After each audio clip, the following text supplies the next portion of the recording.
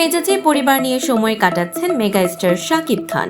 এরই মধ্যে থেমে নেই দুই প্রাক্তন স্ত্রীর কম্পিটিশন। সকালে একজনের ভিডিও ভাইরাল হতে না হতেই বিকেলে দাবার চাল দিলেন আরেকজন। ছেলে আব্রাহাম খান জয়কে নিয়ে শপিং করে বের হচ্ছেন শাকিব ও তার প্রাক্তন স্ত্রী অপু। এমন একটি ভিডিও সকাল থেকেই ভাইরাল। ভিডিওতে দেখা যায় শাকিব খান, তার সন্তান আব্রাহাম খান জয় ও অপু বিশ্বাস মাস্ক পরে গাড়িতে উঠছেন। গাড়ির সামনের আসনে শাকিব ও আব্রাহাম বসেন, পেছনে ওঠেন অপু।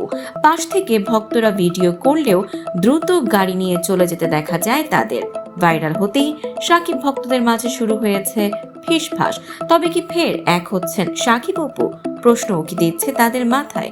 ঠিক তখনই সামাজিক মাধ্যমে সৌরভ শাকিবের দ্বিতীয় সন্তানের মা অভিনেত্রী শবনম বুবলি মঙ্গলবার নিজের ফেসবুকে শাকিব ও বীরের সঙ্গে নিজের কিছু ছবি প্রকাশ করে বুবলি লিখেছেন, কিছু কিছু ভাইয়া আপুরা অনুগ্রহ করে কিছু না জেনে কারো চালাকি প্ররোচনায় পড়ে আজে বাজে ভুয়া নোংরা ভিডিও বানানো, কমেন্ট করা এবং ট্যাগ করা বন্ধ করুন, বিশেষ করে বাচ্চাদের নিয়ে।